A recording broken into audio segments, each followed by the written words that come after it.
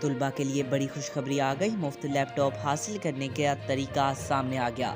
ناظرین، اگر آپ بھی مفت لیپ ٹاپ حاصل کرنے کا انتظار کر رہے تھے تو بڑی خوشخبری سن لیں۔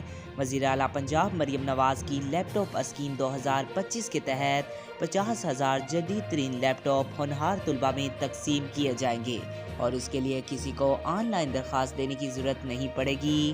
حکومت نے 13ویں جنریشن کے کور i7 لیپ ٹاپ فراہم کرنے کا فیصلہ کیا گیا ہے، جو یونیورسٹی، کالج، ٹیکنیکل، زرعی، میڈیکل اور ڈینٹل کالجز کے طلبہ کو دیے جائیں گے۔ اسکیم میں computer science, medical, engineering, social sciences, business, languages, وینٹری اور ایگریکلچر کے طلبہ شامل ہوں گے۔